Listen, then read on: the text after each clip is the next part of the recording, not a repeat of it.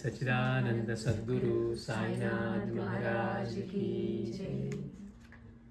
ఈరోజు శ్రీ సద్గురు నిత్యానంద భగవాన్ గురించి స్వామీజీ వారి గురువు గారు పరమ గురువు. వీరిని కూడా సాక్షాత్తు శివావతారంగానే చెప్పేవారనమాట.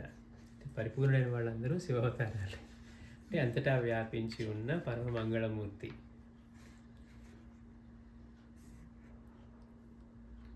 భగవాన్ గురించి కూడా, నిత్యానంద భగవాన్ గురించి కూడా వారి బాల్యం గురించి వాటి గురించి పెద్దగా ఎవరికి తెలియదు. ఎట్లయితే మనకి రాకాడి బాబా గురించి స్వామీజీ చెప్పి కొంతమంది శిష్యులను కూర్చోబెట్టుకొని స్వామీజీ చెప్తే అవన్నీ మళ్ళీ మనం ఆ గ్రంథస్థం అవటం వల్ల మనం తెలుసుకోగలిగాం. అట్లాగే నిత్యానంద భగవాన్ గురించి కూడా బాల్యం గురించి కూడా ఎక్కువ తెలియదు. భగవానే ఎప్పుడో కొంతమంది శిష్యులకి కొద్దిగా చెప్తే వారి ద్వారా తెలుసుకున్నవే. అయినప్పటికీ మళ్ళీ శిష్యుల్లో కనుక ఎక్కువ క్యూరియాసిటీ, ఇంట్రెస్ట్ అట్లా వచ్చిందనుకోండి, భగవాన్ మీరు మీ గురించి ఇంకొంచెం చెప్పండి, మీ తల్లిదండ్రులు ఎవరండి అనగానే మళ్ళీ మొదలు పెట్టేవారట. అంటే చెప్పినవి వినటమే కానీ మరీ వారిని పరిమితం చేసి బాల్యానికో ఒక శరీరానికి సంబంధించిన విషయాలు కనుక అడిగితే వారు వెంటనే ఆపేసేవారట, చెప్పేవారు కాదు. ఆ టాపిక్ కానీ అట్లా వెంటనే మార్చేసేవారట. ఎవరైనా కనుక అట్లా ఆసక్తి చూపిస్తే వెంటనే ఆ ప్రసంగాన్ని ముగించేసేవారు. ముగించి అనేవారట, మీరు నా గురించి చెప్పమని కోరుతున్నారు కదా, ఏమని చెప్పను, నేను ఈ ప్రపంచంలోని అన్నిటి అందు ఉన్నాను. భగవాన్ మీ గురించి చెప్పండి అంటే, నా గురించి నేనేం చెప్పను, ఈ ప్రపంచంలోని అన్నిటి అందు నేనున్నాను, నేను లేనిదే లేదు అన్నారట. అని తెలిసిన వాడిని నేను ఫలానా అని ఎలా చెప్పగలను? చూడండి, అంటే పూర్తిగా అట్లాంటి. అందుకే అక్కలపాటి స్వామి అడిగినా కానీ ఏమన్నారు, చెప్పు తీసి కొడతా అన్నారు.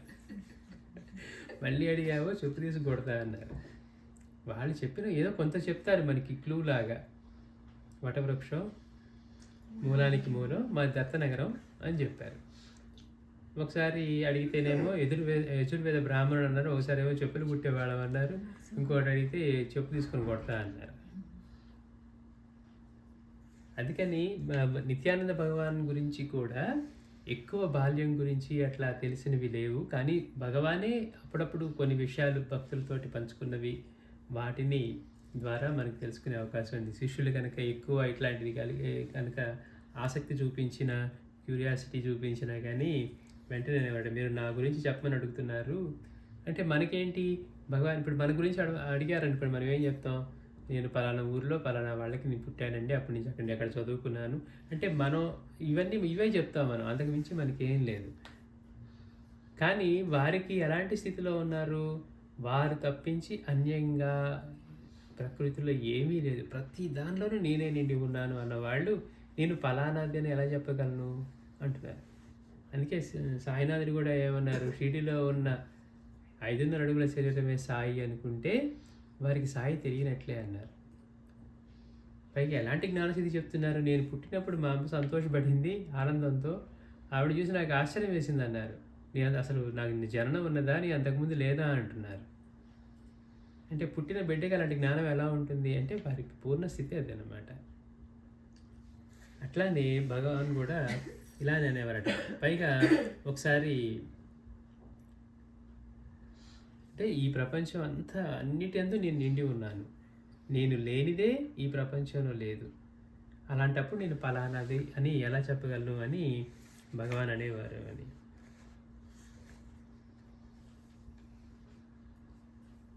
ఒకసారి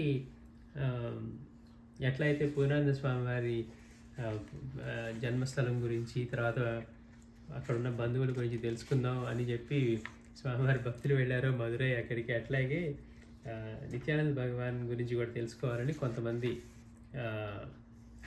ఆయన జన్మస్థలం ఏంటి, అక్కడ ఎవరున్నారు, వీళ్ళ బంధువులు ఎవరు తెలుసుకుందామని చెప్పి కొంతమంది శిష్యులు ఉత్తర కేరళలోని వడగార అనే అక్కడికి వెళ్ళారట. ఈ విషయాలు తెలుసుకుని స్వామివారు అంటే కోపంతో, ఆ స్థలంలో ఏమున్నది, మీరు ఎందుకు వెళ్ళారు అంటే వారి యొక్క దీన్ని పరిమితమైన వాటితో అంటే భగవాన్ వారి అమ్మగారు లేకపోతే వాళ్ళ బంధువులను పరిమితాన్ని చేయటం ఆయనకి ఇష్టం లేదు. విశ్వమంతా వ్యాపించిన పరమాత్మ స్వరూపాన్ని. అందుకని ఎందుకు వెళ్ళారు అని ఆయన అంటున్నారు. ఆ స్థలంలో ఏముంది? నాకు నా భక్తులు మాత్రమే సోదరులు, తల్లి, బంధువులు. నా తల్లిదండ్రులు కానీ నాకు సోదరులు కానీ ఎవరంటే నా భక్తులే. నా భక్తులు మాత్రమే సోదరులు, తల్లి, బంధువులు. భగవంతుని ఆరాధించే వారి కొరకు కృషి సలిపేవారే నా తల్లిదండ్రులు మరియు సోదరులు. అంటే మీరు ఎవరో నా తల్లిదండ్రులు అక్కడెవరో ఉన్నారనుకొని ఎట్లా వెళ్తూ ఉన్నారు. నాకు తల్లిదండ్రులు, సోదరులు, బంధువులు ఎవరంటే నా భక్తులే వారు అని చెప్పి చెప్తున్నారనమాట. అంటే అట్లా తెలుసుకోవడానికి వెళ్ళినా కానీ అట్లా వారు ఇష్టపడేవారు కాదట. నాకు మాతాపితరులు ఎప్పుడూ కూడా ఉండలేదు, భార్యాపుత్రులు లేరు, నేను పుట్టలేదు, చనిపోలేదు, నేను జ్ఞానామృతం అన్నారట. అంటే వారి స్థితి అలా ఉండేది. ఏదో నేను పుట్టాను, నేను పెరిగాను, లేకపోతే నాకు వీళ్ళు ఉన్నారు, నాకు వాళ్ళు ఉన్నారు అనేది కాదు. ఆయన ఏమంటున్నారు? నాకు పుట్టుక లేదు, నాకు చావు లేదు, నేను ఎప్పుడూ ఉండేవాడిని, అన్నిట్లోనూ అంతటా నిండి ఉన్నాను, నేను లేకుండా ప్రకృతిలో ఏమీ లేదు ఈ విశ్వంలో అన్నారు ఆయన. అని చెప్తూ నేను జ్ఞానామృతాన్ని. తల్లిదండ్రులు, కుటుంబం, కులము, జనన మరణాలు నాకు ఉండనే ఉండవు. అటువంటప్పుడు ప్రేమ మోహాల గురించి ఎలా చెప్పగలను? రోగాలకు అతీతుణ్ణి, నేను నిరాకారుడను. రూపంతో కనపడుతూ ఉన్నా కానీ ఆయన స్థితి నిరాకారుడు, నిశ్చలమైన వాడు, ఎప్పుడూ ఉండేవాడు. అయితే బాబాయ్ జననం గురించి అది మనకి భగవాన్ గురించి ఎక్కడ జన్మించారంటే కేరళ రాష్ట్రంలో. వారి బాల్యం గురించి తెలుసుకోవాలంటే నిజానికి భగవాన్ తల్లిదండ్రులు ఎవరో తెలియదు ఎవరికి. సాయినాథుడి తల్లిదండ్రులు అంటే ఎవరు తెలుస్తుంది మనకి? సాయిబాబాకి తల్లిదండ్రులు ఉన్నారని ఎవరు చెప్పరు. తెలియని వాళ్ళు కథలు రాసుకోవడానికి ఏదో పుస్తకాలు రాసుకుంటారు. అట్లాగే ఈయన కూడా అలా ప్రకటమయ్యారు ఒక చిన్న బాలుడిగా. అది మనం తెలుసుకుంటాం. ఈ కేరళలోని కాలికట్ జిల్లా కునేరి అనే ఒక గ్రామంలో ఒక పేదవాడు ఉండేవాడు, ఒక కూలి పని చేసుకునే చెత్తు నాయర్ అని. అక్కడ అతను ఇంకొక పక్క ఊరిలో ఉన్నటువంటి ఇంకొక కూలి ఆయన కూతుర్ని పెళ్లి చేసుకున్నాడట. ఆవిడ పేరు ఉమ్మమ్మ. ఈయనేమో చెత్తు నాయర్, కేరళ కదా, చెత్తు నాయర్, ఉమ్మమ్మ. ఆవిడని పెళ్లి చేసుకుంటే వాళ్ళిద్దరు పాపం పేదవాడే, ఇద్దరు కూలి పని చేసుకునేవాడే. వారికి 8 మంది సంతానం. చూడండి, పాపం ఇద్దరికి పేదవాళ్ళు, కూలి పని చేసుకొని జీవించేవాళ్ళే, కానీ 8 మంది సంతానం. ఆ 8 మందిలో 3 పిల్లలేమో పసివారుగా ఉన్నప్పుడైనా చిన్నప్పుడే వాళ్ళు మరణించారు. ఇక మిగిలిన 5గురిని వాళ్ళు పోషించడం, వాళ్ళ ఆకలి బాధలు తీర్చడం ఈ తండ్రి వల్ల కాలేదు. ఇప్పుడు ఎక్కువ మంది పిల్లలు అయ్యారనుకోండి, ఏం చేస్తారు చిన్నపిల్లలు? వాళ్ళని ఎట్లా పోషించాలి? పోనీ ఏదన్నా ఉద్యోగమో, వ్యాపారమో, స్థితో ఏదో ఉంటే పోషించగలుగుతారు. వీరే బాగా పేదవారు, కూలి పని చేసుకొని ఎట్లాగో బ్రతుకుతున్నవారు. ఇట్లా ఈ కష్టం అయిపోయేసరికి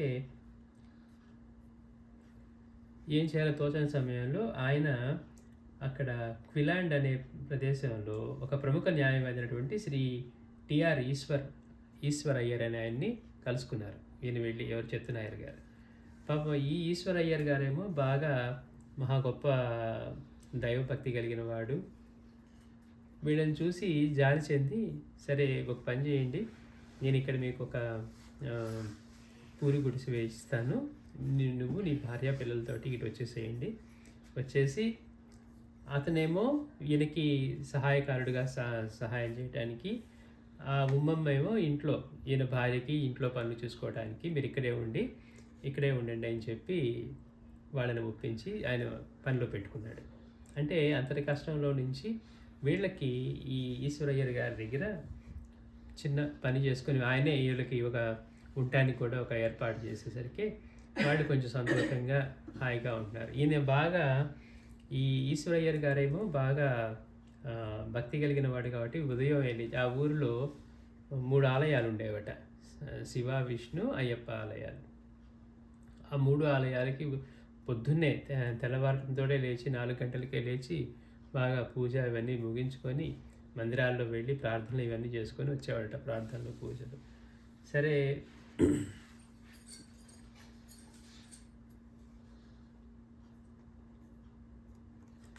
ఈయనకి ఈ అయ్యర్ గారికి సూర్యనారాయణుడు అంటే బాగా ప్రీతి. రోజు ఆయన్ని ధ్యానం చేయటం, ఆరాధించడం అట్లా ఈయన చేస్తూ ఉండేవాడు.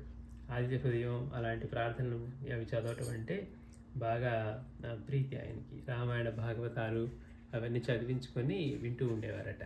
బాగా శ్రవణం చేస్తూ ఉండేవాడు. అయితే వీరు ఇట్లా వెళ్ళి చేస్తూ ఉంటే ఈయన దగ్గర పని మనుషులుగా వీళ్ళిద్దరు ఉన్నారు కదా. ఇంట్లో పనికేమో ఉమ్మమ్మ ఉన్నారు, తర్వాత ఈ చెత్తనాయరేమో ఇతనికి సహాయకారిగా ఉండి వీళ్ళతో పాటు వీళ్ళు కూడా పొద్దున్నే తెల్లవారడంతో మందిరాలకు వెళ్ళి ఆ మందిరాలంతా శుభ్రం చేసి తర్వాత ముగ్గులు వేసి అట్లా ప్రతిరోజు ఆవిడ ఆ సేవ చేస్తూ ఉండేదట. చూడండి ఎంత ఆశ్చర్యకరం అంటే 4 గంటల కల్లా వాళ్ళు లేచి అంతా వెళ్ళి ఆ 3 ఆలయాలు శుభ్రంగా చిమ్మి వాటిని అంతా నీళ్ళతో కడిగి ఇట్లా చేస్తూ ఉండేవారు. చేస్తూ ఉంటే ఆ మందిరం వాళ్ళు ఒక కుండ నిండా ప్రసాదం ఇచ్చేవాళ్ళట. పూజ అంతా అయిపోయిన తర్వాత వీడికి వాళ్ళు చక్కగా ఇది తెచ్చుకొని ఆ ప్రసాదం మందిరం నుంచి వచ్చిన ప్రసాదంతో వాళ్ళు తింటూ జీవితాన్ని తృప్తిగా గడుపుతూ ఉండేవారు. పేదవారైనా కానీ తృప్తిగా ఉండగలుగుతున్నారు. హాయిగా తినడానికి ఉంది. ఆయన చిన్న పూరి గుడిసె వేసి ఉండటానికి ఇచ్చాడు. వాళ్ళ దగ్గర పని చేసుకుంటూ ఉన్నాడు. దైవం పొద్దున్నే వెళ్ళి మందిరాలన్నీ శుభ్రం చేసి చిమ్మి ముగ్గులు వేసి కడిగి పెట్టి అట్లా ఆ మందిరాలు వాడి ప్రసాదాలు కుండ నుండి ఇచ్చేవాడట. చక్కగా వాళ్ళు ఇవే ప్రసాదంతో తృప్తిగా గడుపుతూ ఉన్నారు. కొంతకాలం తర్వాత ఈ చెత్తనాయర్ ఇతనికి ఈ పనాయనికి అనారోగ్యం కలిగింది. బాగా బలహీనుడైపోయి ఇంక రోజంతా ఇంటి దగ్గరే ఉండేవాడట. ఒక రాత్రి బాగా బ్రహ్మాండంగా ఉరుములు మెరుపులతో వర్షం కురుస్తూ ఉంది. సరే పిల్లలందరూ క్షేమంగా ఇంట్లో 5 పిల్లలు ఇంట్లోనే ఉన్నారు కదా. సో ఏమో కూడా నిద్రపోతూ ఉందట. అంటే ఇప్పుడు కొంచెం స్థిరపడింది. అంటే అంతకుముందు తినడానికి ఉండడానికి ఉండేది కాదు. ఇప్పుడు తినగలుగుతున్నారు, ప్రశాంతంగా ఇంట్లో ఉండగలుగుతున్నారు. దైవ చింతనతోటి మందిరాలు శుభ్రం చేసుకుంటూ సేవ చేసుకుంటూ ఉంటున్నారు. అందుకని ఆవిడ కూడా నిద్రపోతూ ఉందట.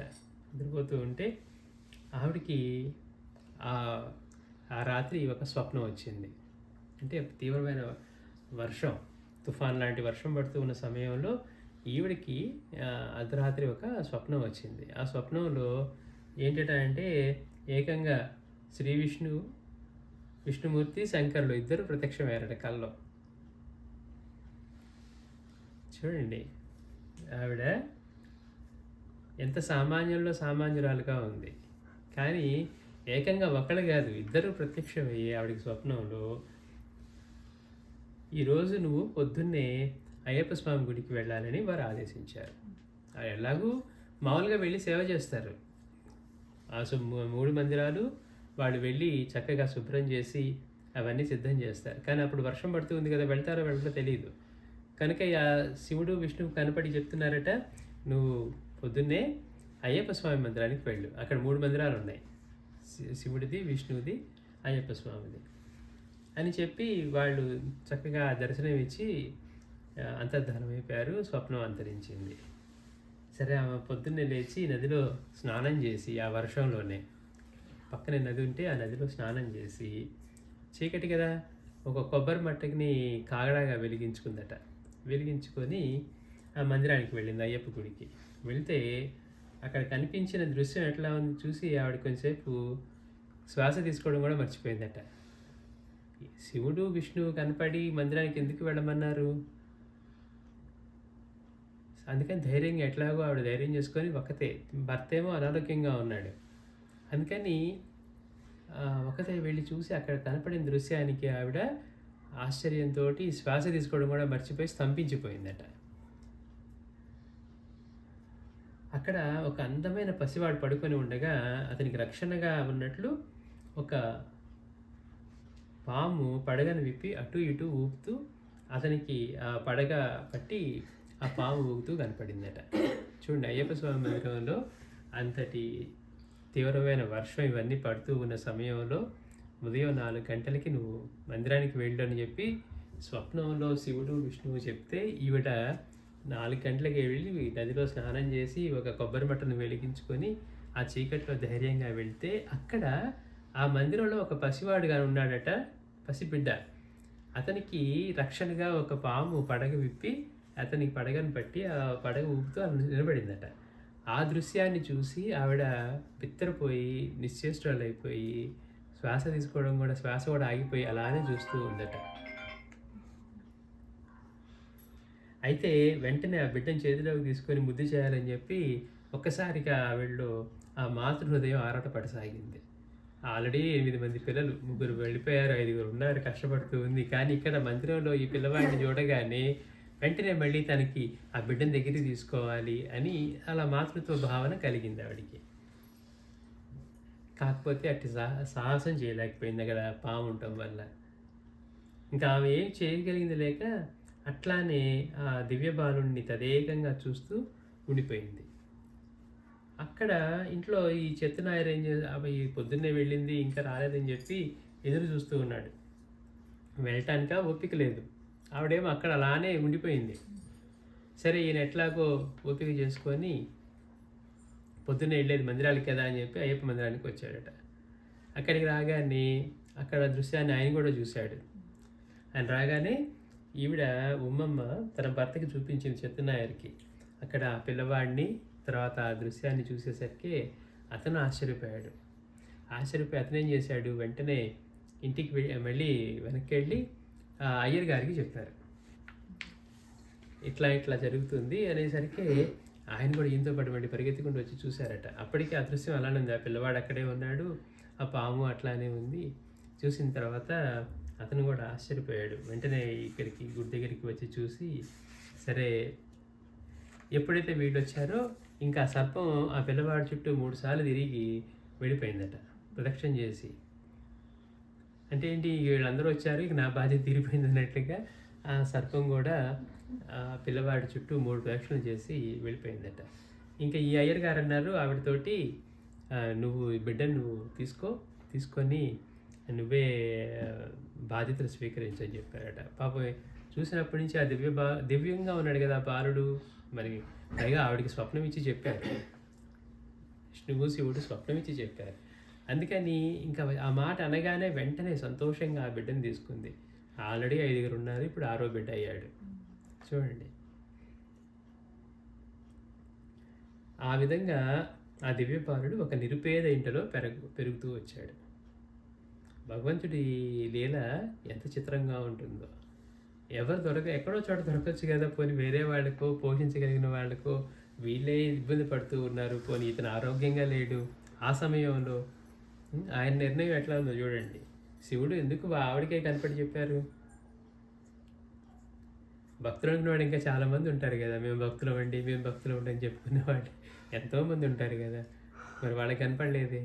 అంటే మనం అనుకునే భక్తి, భగవంతుడు మనలో చూసే గుణాలు వేరుగా ఉంటాయి. అందుకని మనల్ని మనం సర్టిఫై చేసుకోవడం వేరు, మనల్ని భగవంతుడు సర్టిఫై చేయడం వేరు. సరే, మొత్తానికి అదృష్టంతో ఆ దివ్యబాలుని తీసుకొని చక్కగా ఇంటికి వచ్చింది. ఇంకా వాళ్ళిద్దరూ కూడా, అంటే వాళ్ళకి ఎంతటి అదృష్టం కలిగింది. అదే ఉట్టిగా బెడ్ ఉన్నారనుకోండి, ఎవరో వదిలేసి వెళ్ళిపోయారు అనుకుంటారు. కానీ అక్కడికి వెళ్ళేసరికి ఒక పాము పడగ విప్పి రక్షణగా ఉండి వీడు వెళ్ళిన తర్వాత అట్లా 3 ప్రదక్షిణాలు చేసి వెళ్ళిపోయింది. అంటే ఈ బాలుడు సామాన్యుడు కాదు. పైగా ఊరికే వెళ్ళలేదు కదా, మన ఊరికే మందిరానికి వెళ్తే దొరికితే అప్పుడు అనుకుంటాం, ఓహో ఎవరో వదిలేసి వెళ్ళిపోయారు పిల్లలని. స్వప్నంలో కనపడి వెళ్ళమని చెప్పారు. అంటే ఎంతటి దివ్యమైన సందేశం వచ్చింది వాళ్ళకి. సో అట్లా వెళ్ళి తీసుకొచ్చి వీళ్ళు ఆ బాలుని పెంచుకున్నారు. 1 సంవత్సరం అయిన తర్వాత ఈ అయ్యర్ గారు ఏం చేశారు, తన మిత్రుడైన అనంత నారాయణ శాస్త్రి వారి సలహా మేరకు ఈ పిల్లవాడికి నామకరణం అయి చేయించారు. అయ్యప్ప మందిరంలోనే చేశారట. అతనికి రాము అని చెప్పి నామకరణం చేశారు ఆ పిల్లవాడికి. అప్పుడు చేసిన అయ్యప్ప గుడిలోనే చేశారు. ఈ బుల్లిరామయ్య భవిష్యత్తులో సద్గురు నిత్యానంద భగవాన్‌గా ప్రసిద్ధికెక్కుతారని ఎవరూ ఊహించలేదు. ఎవరో పిల్లవాడు దొరికాడు, వీళ్ళకి స్వప్నంలో దర్శనం జరిగింది, బావుంది. కానీ ఈ పిల్లవాడు తర్వాత కాలంలో సద్గురు నిత్యానంద భగవాన్‌గా ప్రసిద్ధికెక్కి ఇంతమందిని ఆధ్యాత్మిక మార్గంలో నడిపిస్తారని ఎవరూ ఊహించలేదు. ఈ నాయర్ పిల్లలతో పాటు, అంటే మిగిలిన 5 పిల్లలతో పాటు పాపం ఈ చిన్న రాముడు కూడా ఆ పేద కుటీరం నందే నివసిస్తూ ఉన్నాడు. అయితే ఈ బాలుడు అందరిలాంటి వాడు కాదని చెప్పి వాళ్ళకి అనుభవాలు అవుతూ ఉన్నాయి. నాయర్ దంపతులు గ్రహించారు. అందుకని వీళ్ళు ఎంతో శ్రద్ధగా, ఎంతో జాగ్రత్తగా వాళ్ళకున్న దానిలోనే ఆ పిల్లవాడిని ఎంతో జాగ్రత్తగా చూసుకుంటూ ఉన్నారట. ఒకసారి ఒకరోజు ఈ చెత్త నాయరు అడవికి వెళ్ళి కట్టెలు కొట్టడానికి వెళ్ళి తీవ్రమైన జ్వరంతో తిరిగి ఇల్లు చేరి వెంటనే మాకు అనారోగ్యంతో ఉన్నాడు కదా, తనకి అర్థమైపోయింది తనకి అంత్యకాలం వచ్చేసింది, ఆరోగ్యపరంగా సహకరించట్లేదు అని చెప్పి భార్యను పిలిచి ఆ పిల్లవాడిని పక్కన కూర్చోబెట్టుకొని, రాముని నువ్వు జాగ్రత్తగా ఎట్టి ఏమర్పాటు లేకుండా సాధ్యమైనంత జాగ్రత్తగా చూసుకోవాల్సిందని చెప్తూ ఇక అదే చివరి మాటగా అతను ప్రాణం వదిలేశాడు. చూడండి ఎంత కష్టం. ఇప్పుడు 6 బిడ్డలు, ఇప్పుడు ఈ ఒక్కతే అయిపోయింది, మళ్ళీ 6 బిడ్డలను చూసుకోవాలి. అయినా కానీ ఎన్నో కష్టాలు పడిందట పెంచడానికి. కానీ ఈ రాముని చూసినప్పుడల్లా అప్పుడు దాకబడిన కష్టాలని మర్చిపోయి అలౌకికమైన ఆనందం, అంటే ఆ పిల్లవాడిలో ఉన్న విశేషం అది. ఆ పిల్లవాడిని చూస్తూనే ఆవిడ పడిన కష్టాలని మర్చిపోవటమే కాకుండా అలౌకికమైన ఆనందం కలిగేదట. అంటే ఆ పిల్లవాడి దగ్గర కూర్చున్నా కానీ, పిల్లవాడితో మాట్లాడుతూ ఉన్నా కానీ, అట్లా ఆ పిల్లవాడి యొక్క సాన్నిధ్యాన్ని ఒక విధంగా చెప్పాలంటే మనకి, అంటే చిన్నపిల్లవాడితో కూర్చున్నా కానీ ఆవిడకి చెప్పలేని అలౌకికమైన ఆనందం కలుగుతూ ఉందట. అంటే అప్పుడు దాకా పడిన కష్టము ఇవన్నీ కూడా మర్చిపోయేదట. అంటే పిల్లల్ని పోషించడానికి పడుతూ ఉన్నా కానీ ఆ కష్టాలు అతన్ని చూడగానే మర్చిపోయి ఆనంద స్థితిలో ఉండేదట. ఇంకా అతని భవిష్యత్తుని గురించి గొప్పగా ఊహించుకుంటూ ఉండేది. అంటే ఈ పిల్లవాడు పెద్దయిన తర్వాత ఇంకెంత గొప్పవాడు అవుతాడో అని. ఈ ఈశ్వరయ్యర్ గారికి కూడా ఈ పిల్లవాడు సామాన్యుడు కాదని చెప్పి అతనికి కూడా, అంటే దైవభక్తి బాగా కలిగిన వాడు కనుక బాగా ఇతని మీద అభిమానం కలిగేది. అంటే పిల్లవాడిని సాధ్యంత వరకు తన ఇంటికి రప్పించుకొని అక్కడి పిల్లలతో ఆడుకోవాలని చెప్పి తరచుగా పిలిపిస్తూ ఉండేవాడట.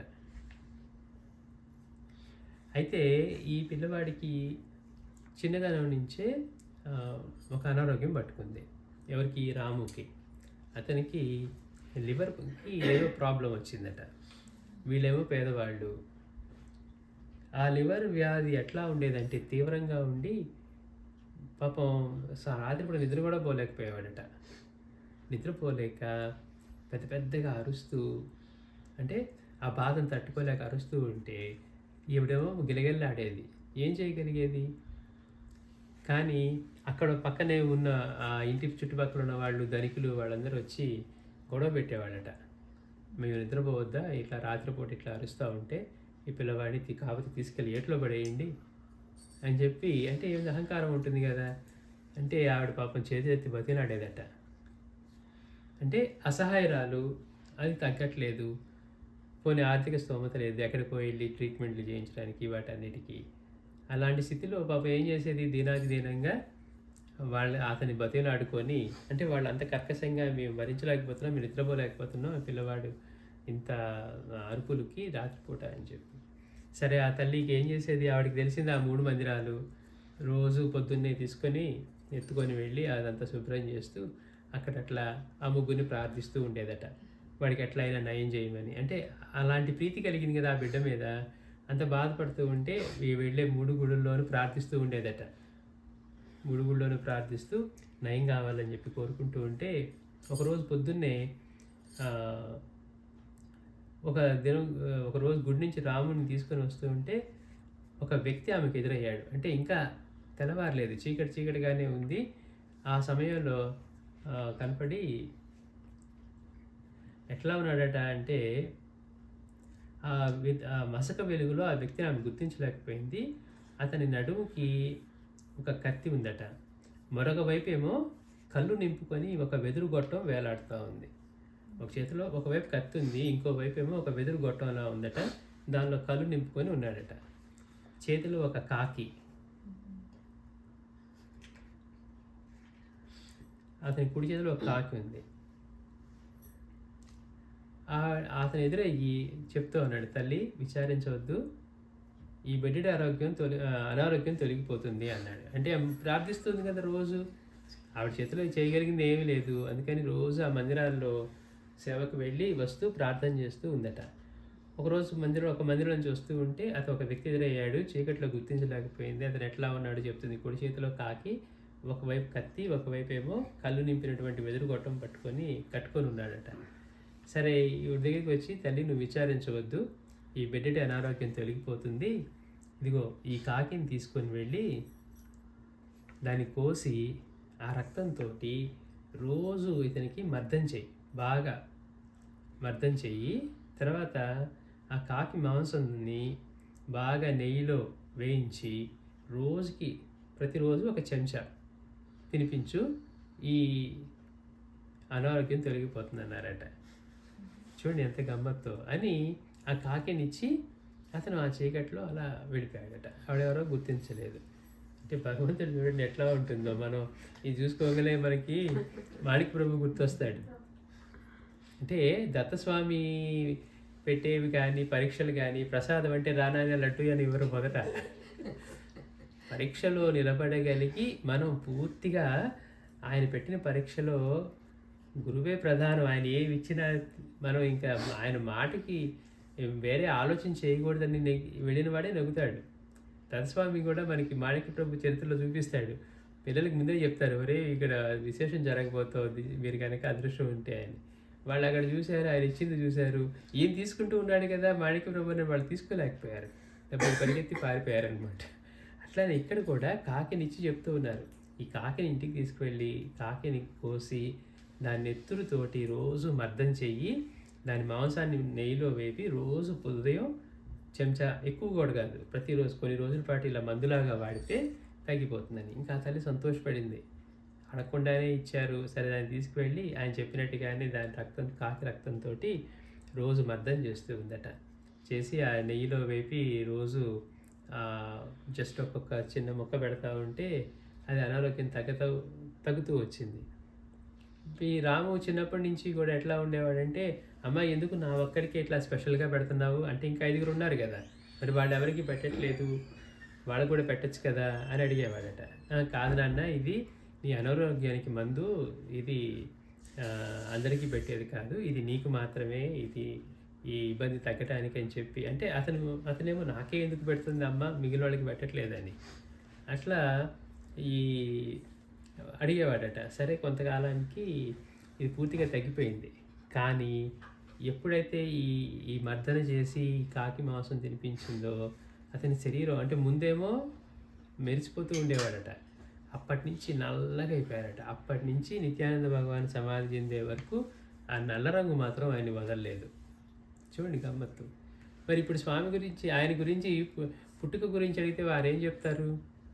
అయ్యో నిజులు ఎలా పుట్టారో, ఎవరికి పుట్టారో తెలియదు, పిల్లవాడిగా ప్రకటన దలుచుకున్నారు, అట్లా అయ్యారు.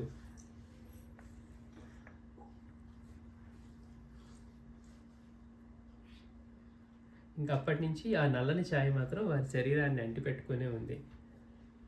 ఇంకా అప్పటి నుంచి బాగా ఆరోగ్యంగాను బాగా చాలా చురుగ్గా ఉండేవాడట. గ్రామంలోని ప్రతివారు కూడా రాముని ఎంతో ప్రేమాభిమానాలతో చూసేవారు. అతనికి 6 సంవత్సరాల వయసులో ఈ తల్లి కూడా, ఉమ్మమ్మ కూడా మరణించింది. పెంపుడు తల్లి అయినటువంటి ఉమ్మమ్మ కూడా మరణించింది. ఇంకా అప్పటి నుండి ఈ ఈశ్వరయ్యరే అతన్ని సంరక్షించుకుంటూ ఉండేవాడు, పెంచుకుంటూ ఉండేవాడు. అంటే అతను ఎవరో తెలియదు, ఇతనేమో సద్బ్రాహ్మణుడు. ఎవరు? ఈ అయ్యరు సద్బ్రాహ్మణుడు, బాగా దైవచింతన కలిగిన వాడు, సూర్య ఉపాసకుడు. అయినా కానీ ఇతని పట్ల మాత్రం అత్యంత ప్రేమాభిమానాలు ఇది చూపించేవాడట.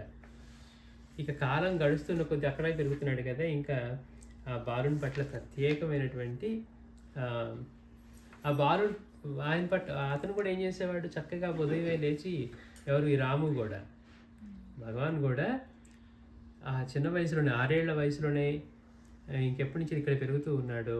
పొద్దున్నే 4 గంటలకి ఈయనతో పాటు లేచి చక్కగా వెళ్ళి నదిలో స్నానం చేసి ఇవన్నీ పెట్టుకొని ధ్యానం ఇవన్నీ చేస్తూ ఉండేవారట. అంటే అతను అసలే అవన్నీ చేసేవాడు కదా, ఇతను కూడా అయ్యారు.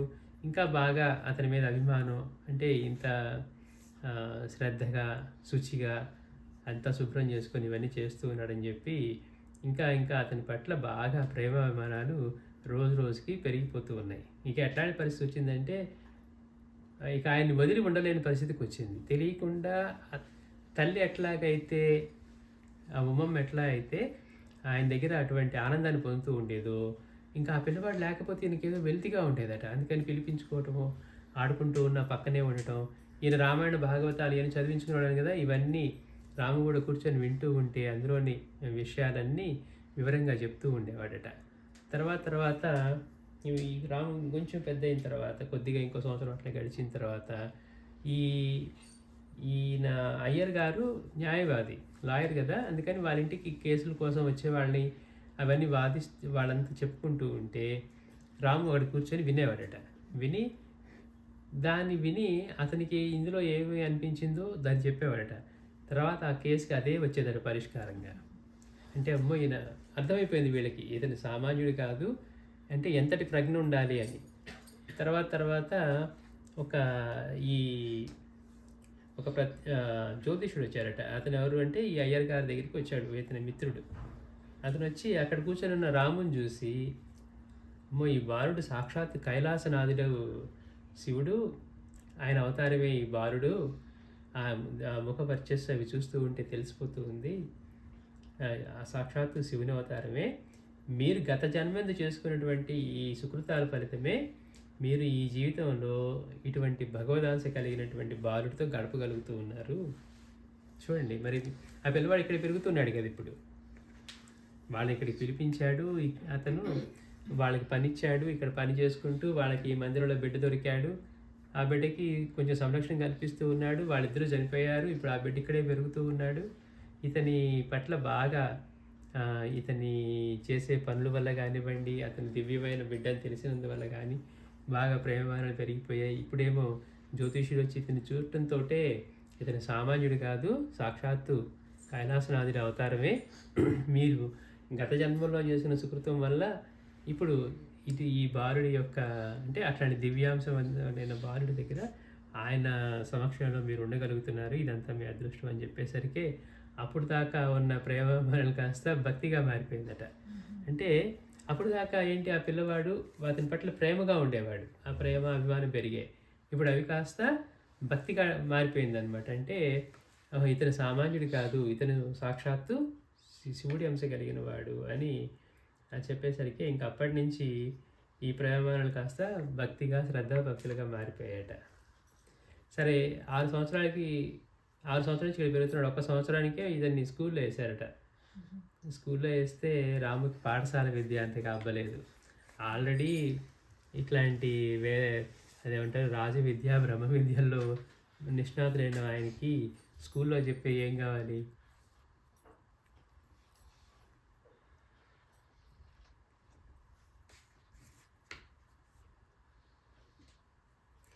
ఆ చిన్న వయసులో కూడా ఎట్లా ఉండేవాడట అంటే, అందరి పట్ల సమభావం కలిగి ఉండటం, ప్రేమ కలిగి ఉండటం. ఆ చిన్నపిల్లవాడైనా కానీ ఎవరన్నా బరువులు మోసుకుంటూ వెళ్తూ కనపడితే వెంటనే వెళ్ళి ఆ బరువులు మోసేవాడట. వెంటనే వెళ్ళి బరువులు తన మీద తీసుకొని వాళ్ళకి మోసి సహాయం చేసేవాడు. ఎవరైనా వృద్ధులు కనుక అట్లా చేస్తూ ఉంటే, పోనీ వాడెవరైనా డబ్బులు ఇస్తే తీసుకునేవాడు అంటే ఏమీ తీసుకునేవాడు కాదట. పొరపాటున ఇంకెవరన్నా బలవంతంగా తీసుకొని నిర్బంధించి ఇస్తే దాన్ని తీసుకొని గడ్డి కొని అక్కడున్న ఆవులకి వాడికి పెట్టేవాడట. చూడండి అంటే మనకి అట్లాంటి పొరపాటు ఆలోచనలు కూడా రావు. అది దైవాంశ సంభూతం, వాళ్ళ దివ్యమైన అవతారం. అందుకని ఎవరైనా ఏమైనా ఇచ్చినా కానీ, సహాయం చేసినా కానీ ఏమీ ఆశించేవాడు కాదు. ఎవరైనా పొరపాటుని ఇస్తే, బలవంతం చేస్తే అవి తీసుకొని అది గడ్డుకొని, అట్లానే ఈ మందిరాల్లో ఈ కోనేరులో స్నానం చేసే ఆడవాళ్ళు కనుక వాళ్ళు ఏమన్నా ఈ బంగారువి అందులో కోనేరులో పడిపోయిన ముక్కు పుడకలో లేకపోతే చెవియో మొత్తం ఎంత చిన్న వస్తువైనా సరే ఆ కోనేరు అంతా అడుక్కి వెళ్ళి ఈదుకుంటూ మొత్తం వెతికి తెచ్చి వాళ్ళని సంతోషపెట్టేవాడట. అంటే అట్టడుగునున్న మన మనసులోని ఆనందాన్ని కూడా వెలికి తీయడానికి రెడీగా ఉన్నాడు అనేట్టుగా ఆయన చర్యలన్నీ కూడా అట్లా ఉండేవి. ఎంత అంటే ఏ పని చేసినా కానీ ప్రతిఫలం ఆశించకుండా ఉండేవాడు. ఇచ్చే డబ్బుతోటి ఆ పచ్చిగడ్డి కొని గోమాతలకి వాటికి పెట్టి తర్వాత ఈ గోవులు తోలుకొని కొండ మీదకి వెళ్ళేవాడట. అవి చక్కగా గడ్డి మేస్తూ ఉంటే ఇతను ఏకాంతంగా ధ్యానంలో కూర్చొని అక్కడ ఉంటే ఈ పిల్లలు మిత్రులు ఆ సమయంలో ఎవరైనా అక్కడ ఉన్న పిల్లవాళ్ళు వచ్చి ఇతను ధ్యానంలో ఎలా ఉండేవారంటే విపరీతమైన ధ్యానంలో మునిగిపోయేవారట ఆ కొండ మీద. వాళ్ళు వచ్చి ఎంత లేపాలని ప్రయత్నం చేసినా లేచేవాడు కాదు. ఇక చివరికి ఏం చేసేవాడు, వాళ్ళు బాగా లేత కొబ్బరికాయ నీళ్ళు తీసుకొచ్చి అవి పోస్తే ఎప్పుడో లేచేవాడట. చూడండి, అంటే చిన్న వయసులోనే మనం ఎవరిని తీసుకున్నా కానీ ఇట్లానే ఉన్నారు. మనకి స్వామీజీని తీసుకున్నా ఆయన శ్మశానానికి ధ్యానం చేసుకునేవారు, లేదా మీనాక్షి అమ్మవారి మందిరంలోకి వెళ్ళి ధ్యానం చేసుకునేవారు. అట్లా వీళ్ళు అట్లాంటి స్థితిలో ఉన్నారనమాట. ఒకరోజు ఒక సాయంత్రం చీకటి పడే సమయంలో ఈ కొందరు పాములు వాళ్ళు వచ్చారట. వాళ్ళు ఏం చేశారు, ఈ అయ్యర్ ఇంట్లోకి పాములు వదిలి డబ్బు చేసుకుందాం అనుకున్నారు. అంటే ముందు పాములు వదులుతారు, తర్వాత వచ్చి మీ ఇంట్లో పాములు ఉన్నాయి, పాములు పడతామని చెప్పి. సరే, కొన్ని విష సర్పాలని వీరింట్లోకి వదిలారట. ఈ విషయాన్ని ముందే గ్రహించాడు రాము. అందుకని ఏం చేశాడు, వాడు వదిలేళ్ళగానే వాడు మొత్తాన్ని ఒక బుట్టలో పెట్టి తీసుకెళ్ళి బయటపడేశాడంట. సరే, కొంతసేపు అయిన తర్వాత వాళ్ళు వచ్చి ఈ అయ్యర్ గారితో మీ ఇంట్లో పాములు వచ్చాయండి, మాకు తెలుసు, మేము పాములు పట్టిస్తాము అని చెప్పి, అంటే వాళ్ళు పెట్టినవే కదా అవన్నీ, వాళ్ళు పంపించినవే. అంటే సరే అని చెప్తే వాడు నాగస్వరం తీసి ఎంత ముదిన ఒక్కటి రావట్లేదట. ఈ పిల్లవాడి మాత్రం లేచి వాటికి డాన్స్ చేస్తా ఉన్నట. వాడు ఊతూ ఉంటే వాళ్ళకి అర్థమైపోయింది, ఈ పిల్లవాడికి తెలిసిపోయింది ఇది అని చెప్పి ఇంకా వాళ్ళు అక్కడి నుంచి ఇక్కడ ఏం లేవు వెళ్ళిపోయినట్టున్నాయని చెప్పి పారిపోయారట. అంటే ఇంకా అతనికి అర్థమైంది అయ్యర్కి కూడా వీళ్ళు చేసిన నాటకం. పిల్లవాడు ఎంత తెలివిగా వాటిని ముందు ఇబ్బంది లేకుండా వాళ్ళ పన్నాగాన్ని పట్టుకొని అట్లానే వాటన్నిటిని క్షేమంగా బయట వదిలేశారని చెప్పి ఎంతగానో మెచ్చుకున్నాడట. అంటే చూడండి ఎట్లా ఉంటారు అంటే ఆ పిల్లల వాళ్ళలో లీలలు ఎట్లా ప్రకటమవుతూ ఉంటాయి. మామూలుగా భయపడాలి కదా, 7 ఏళ్ళు పిల్లలు విషసర్పాలను ఎట్లా పట్టుకుంటారు.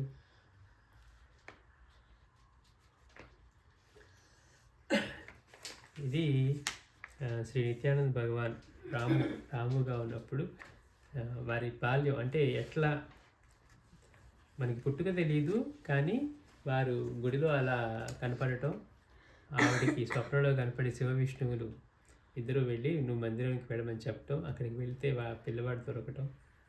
అంటే ఆయన ఎలాంటి కుటుంబాన్ని ఎన్నుకున్నాడు చూడండి, ఎంత కష్టం వాళ్ళకి, గడవడమే కష్టం అనుకునే కుటుంబంలో ఉండి ఆయన అంత ఒక ఇది వచ్చి మళ్ళీ అనారోగ్యం కలిగిన తర్వాత తగ్గింది, కానీ ఆయన ఏకంగా రూపమంతా మారిపోయి దానివల్ల, అంటే మరి ఆ కాకి రక్తం వల్ల కానివ్వండి, మాంసం వల్ల కానివ్వండి, అట్లా నిత్యానంద భగవాను అట్లా నల్లవర్ణంతో వారి సమాధి చెందే వరకు అలానే ఉన్నారు. మళ్ళీ వచ్చేవారని చెప్తున్నాం. శ్రీ సచ్చిదానంద సద్గురు సాయినాథ్ మహారాజ్ కీ జై.